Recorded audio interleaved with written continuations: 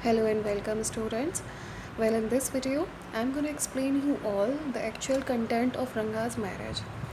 Previous video में जो इस वीडियो का फर्स्ट पार्ट था, मैंने आप लोगों को बता दिया था, इंट्रोडक्शन दे दिया था इस चैप्टर का कि क्यों ये चैप्टर कहाँ से आया और मस्ती वेंकटेश अयंगर की ये लाइफ का एक रियल इंसिडेंट है और उन्होंने इस चैप्टर को इसको एक स्टोरी की तरह बनाया और हमारे सिलेबस में ये आ गया। क्लास 11th की स्नैपशॉट का ये चैप्टर है।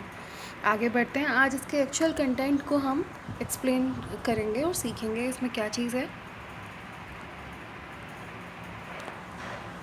तो फर्स्ट पार्ट में वीडियो के मैं बता दिया था कि चाइल्ड मैरिज जो था उन दिनों जब ब्रिटिश का शासनकाल था, तो उन दिनों चाइल्ड मैरिज और हमारे इंडिया के पास्ट में ऐसा रहा है कि child marriage was very common ritual, बहुत कॉमन रिचुअल था उन दिनों चाइल्ड मैरिज। और किस तरीके से मस्ती वेंकटेश अयंगर बताते हैं कि वहाँ पर उन दिनों अगर कोई इस तरीके का व्यक्ति आ भी जाता था जो अपनी कुछ नई सोच डेवलप करता था कि वो चाहता था कि वो मैरिज अपने हिसाब से करे, तब भी उसके आसपास के जो लोग हैं वो उसके दिमाग को मैनिपुलेट कर देता है। मैनिपुलेट का मतलब होता है इस तरीके से भरना कि वो जो काम नहीं करना चाहता है उसी काम को करा देना। तो आगे बढ़ते हैं। ये इसका एक्चुअल कंटेंट है स्टूडेंट्स, ध्यान से देखिएगा। When you see this title, some of you may ask, Ranga's marriage? Why not Ranga's विवाह और Ranganath Vijaya?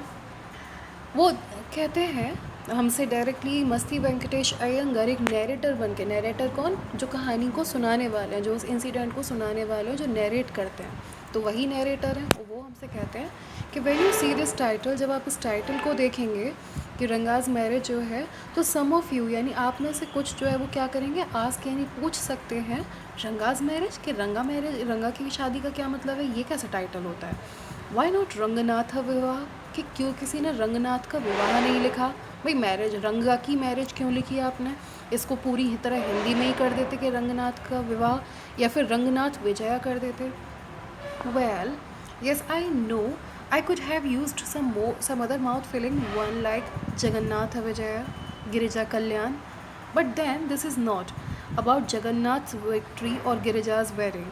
It's about our own Ranga's marriage and hence no fancy title. तो वो कहते हैं कि आप लोग सोच रहे होंगे कि इसमें थोड़ा अजीब सा लग रहा है, रंगनाथ का मैरिज क्यों लिखा है, रंगनाथ का विवाह क्यों नहीं लिखा। तो वो कहते हैं कि हाँ मैं जानता हूँ, मैं कुछ और माउथ फिलिंग का मतलब है यहाँ पे कि ऐसा कोई शब्द जो पूरे मुंह में जिस तरीके से हम आर्टिकुलेट करते हैं, उच्चारित करते हैं, तो वो पूरा मुंह खोल के हम उच्चारित करें उसको। तो वो कहते हैं जगन्नाथ का विवाह मैंने क्यों नहीं, विजया क्यों नहीं लिखा मैंने, गिरिजा कल्याण क्यों नहीं लिखा। मैं लिखना चाहता तो लिख सकता था, लेकिन but then this is not about Jagannath victory, लेकिन ये जगन्नाथ की विक्ट्री के लिए नहीं है और गिरिजा की वेडिंग के लिए नहीं है। It's about our own Ranga's marriage and hence no fancy title. ये हमारे रंगा की मैरिज यानी रंगा की शादी की ही बात है, इसीलिए कोई भी फैंसी डायलॉग नहीं, क्योंकि रंगा एक ऐसा व्यक्ति था जो हमारे उस विलेज में पहला इंसान था जिसको कि बेंगलोर जाने का मौका मिला था और इंग्लिश की पढ़ाई करने का मौका मिला था। इसलिए ये टाइटल मैंने कुछ इस तरीके से रखा है कि रंगा की मैरिज। आगे बढ़ते हैं students. Hoshali is our village.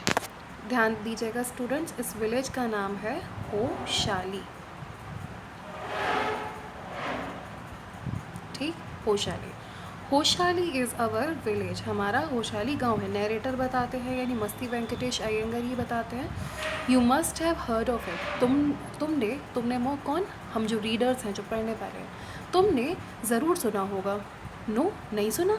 What a पिटी, पिटी मतलब दया, कितनी दयनीय स्थिति है इस गांव की कि इस गांव के बारे में किसी को पता ही नहीं है। तो ऐसे तो भाई हमारे इंडिया में कितने गांव हैं जो नहीं पता, कोई ना कोई गांव किसी कल्याण के काम से या फिर किसी बड़े व्यक्ति के नाम से जाना चाहता है, लेकिन होशाली किसी तरह से नहीं जाना गया। कितनी दुख की बात है। But it is not your fault, लेकिन ये तुम्हारे लिए नहीं है, लेकिन इसमें तुम्हारी कोई भी गलती नहीं है। There is no mention of it in any geography book.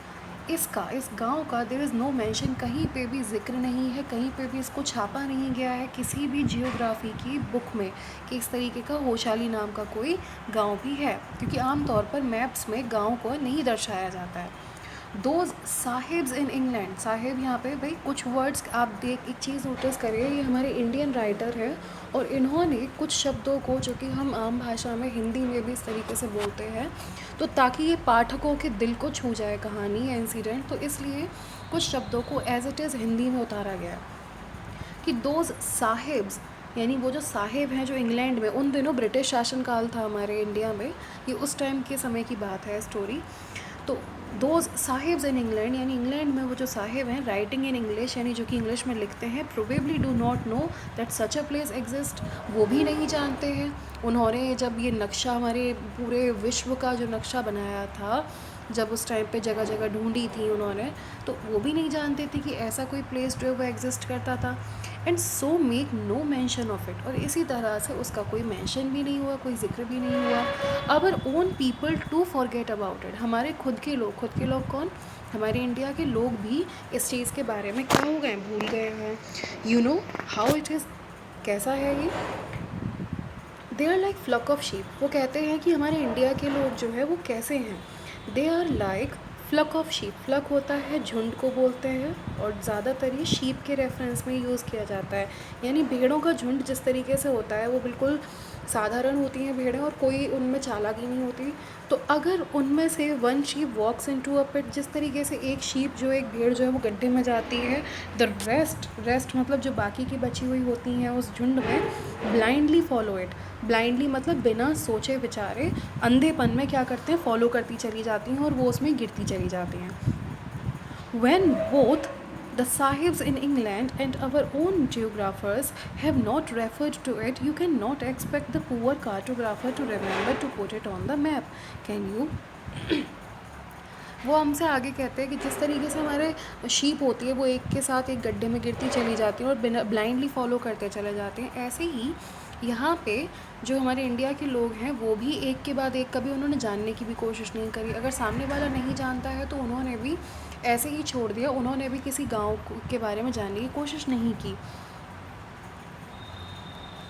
When both, जब दोनों, the sahibs in England and our own geographers, कि जब उन दोनों ने, दोनों कौन, कि इंग्लैंड में जो साहिब रहते थे उन दोनों जो हमारे यहाँ पर आए थे ब्रिटिश शासनकाल में, और हमारे खुद के जियोग्राफर्स जो कि भूगोलवादी थे, भूगोलविद थे, जियोग्राफर्स थे, जब उन दोनों ने ही इस बात का ध्यान नहीं किया, have not referred to it, you can not expect the poor cartographer. Cartographer होता है स्टूडेंट्स नक्शा नबीस, एक वर्ड है नक्शा नवीस। नक्शा नवीस वो होता है जो आम तौर पर हमारे घरों का नक्शा या किसी भी जगह का नक्शा निकालता है, ठीक है। तो वो कहते हैं कि जब इंग्लैंड के साहिब को ही नहीं पता और हमारे ओन जियोग्राफर्स यानी हमारे खुद के इंडिया के भूगोलविदों को इसके गांव के बारे में नहीं दिमाग में रहा, तो हम किसी ऐसे व्यक्ति से, कार्टोग्राफर यानी जो नक्शा नवीस है, उससे भी हम उम्मीद नहीं कर सकते, जब भी उसको तो काम केवल नक्शा बनाने का है, जगह बताने का है, तभी तो वो एक ग्लोब पर या मानचित्र पर नक्शा दर्शाएगा।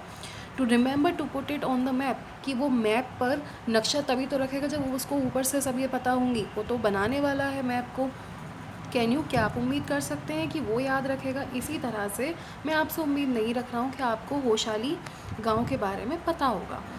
And so there is not even the shadow of our village on any map, और इसी तरह हमारे किसी भी विलेज के जो है ना मैप है, उसका मैप में कहीं पे भी जिक्र नहीं है। आगे बढ़ते हैं। Sorry I started somewhere and then went off in another direction, माफ़ कीजिएगा, ये हमसे कौन कहते हैं? नैरेटर कहते हैं, जो इसके चैप्टर के जो राइटर है, कि माफ़ कीजिएगा, सॉरी आई स्टार्टेड समवेयर, कि मैंने शुरुआत कहीं और से की थी, and then went off in another direction, और किसी और डायरेक्शन में चला गया, ये जो उन्होंने अपने गाँव की बात बताई थी। If the state of Mysore, ध्यान से पढ़ेगा इस लाइन को स्टूडेंट्स, थोड़ी आपको इंग्लिश में ट्रांसलेट होकर ये अजीब लगेगी। If the state of Mysore, Mysore जो हमारा जो राज्य है, जो जगह है, सॉरी सिटी, तो इसी तरह से ये मैसूर के हम इंग्लिश में जब बोलते हैं तो हम बोलते हैं मैसूर।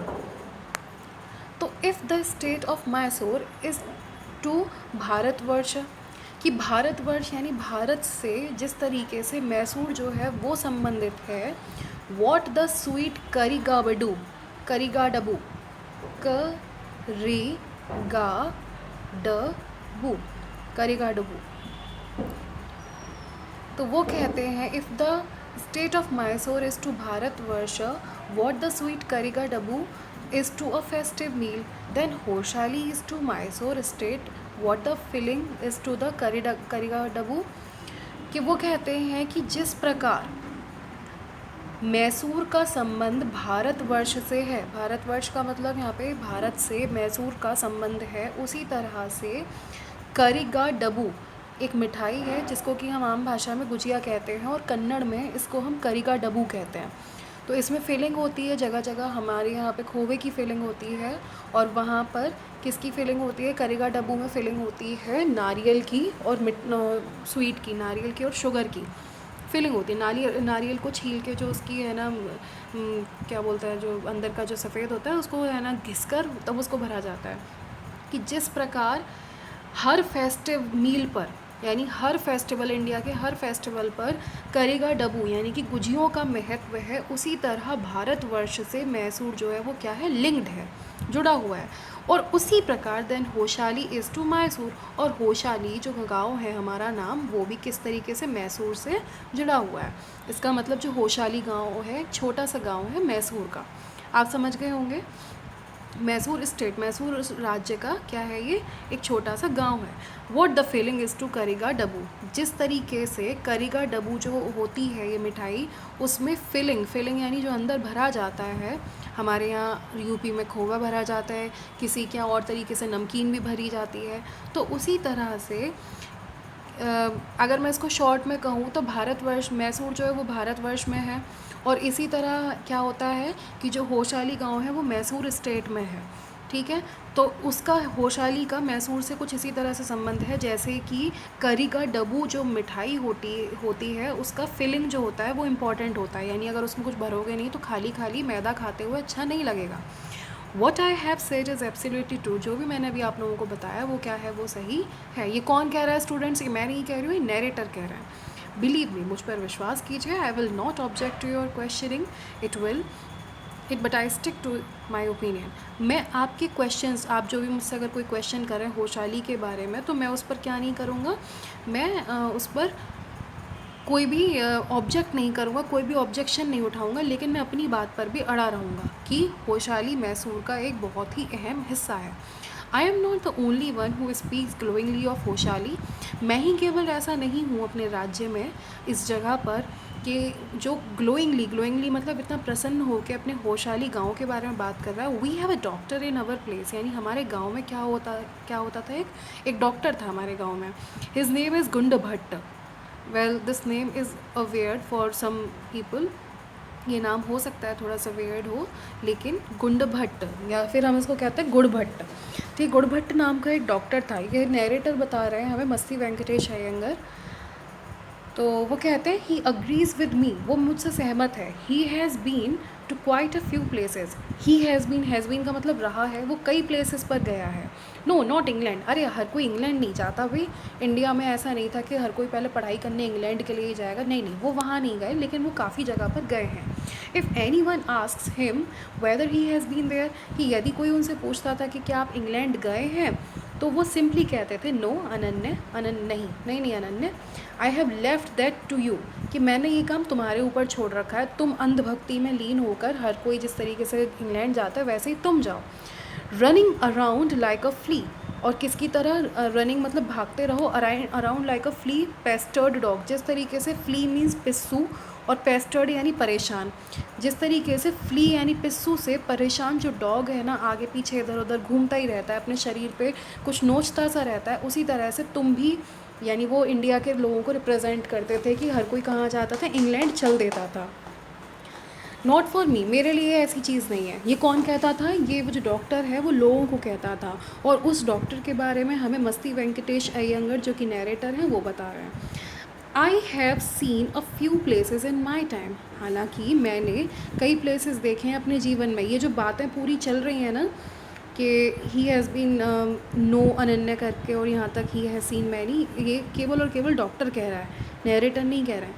वो कहते हैं आगे कि डॉक्टर कहता है कि I have seen few places in my time, मैंने अपने समय में कई सारे प्लेसेस देखे हैं, दो यद्यपि as a matter of fact he has seen many, बिल्कुल उसने सही बात है, गुण भट्ट ने कई सारे प्लेसेस अपने टाइम पर देखे थे। We have some mango tree in our village. आगे वो मस्ती वेंकटेश अयंगर अपने विलेज की खूबी बताते हुए कहते हैं we have some mango tree in our village, यानी हमारे गांव में कुछ मैंगो के पेड़ हैं, कम विजिट अस, कभी विजिट करने आना। ये कौन कहते हैं? मस्ती वेंकटेश अयंगर अपने रीडर्स यानी जिन्होंने जो पढ़ने वाले हैं हमसे कहते हैं कि कभी आइएगा।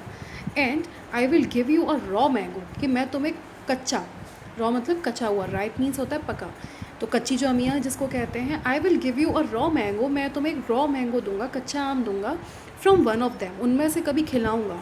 डू नॉट ईट इट, उसको खाना नहीं है, जस्ट टेक अ बाइट, एक छोटा सा बाइट लेना है मुंह में। The sourness is sure to go straight to your brahmarandhra. ब्रह्मरंध्र क्या है भाई, ध्यान दीजिएगा।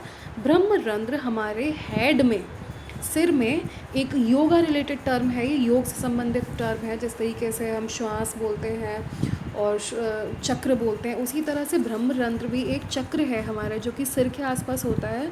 आपने कभी कोई खट्टी चीज़ खाई हो तो आपके उस सिर में अटैक करती है, इसी तरह से वो कहते हैं कि इतने टेस्टी मैंगो हैं हमारे यहाँ, इतने रसीला आम होता था कि उसका जो खट्टापन है, बस आपको खाना नहीं है पूरा, बस आपको क्या करना है, एक बाइट ही लेना है, तो जो उसकी सारनेस है यानी खट्टापन है, is sure to go straight to your brahmarandhra, तुम्हारे ब्रह्मरंध्र में सीधे चली जाएगी। I once took one such fruit home and a chutney was made out of it. मैं ऐसे ही एक अमिया अपने घर पर ले गया था एक बार, और उसकी क्या बनाई थी, हमने चटनी बनाई थी। All of us at it, हम सभी ने क्या कही, वो खाते हैं, हमने सब लोगों ने वो चटनी खाई।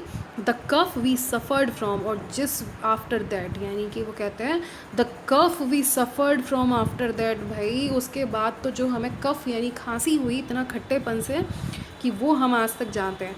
It was when I went for the cough medicine, और उसी समय मैं कहाँ पे गया था, कफ मेडिसिन के लिए, खांसी की दवाई लेने के लिए गया था। That the doctor told me about the special quality of the fruit, और इसी गुण भट्ट नाम के डॉक्टर ने मुझे दवाई दी थी और उस स्पेशल फ्रूट के बारे में, मैंगो के बारे में, उसकी खासियत के बारे में मुझे बताया था। सो स्टूडेंट्स, यहाँ पर एंड होता है हमारा, देखिए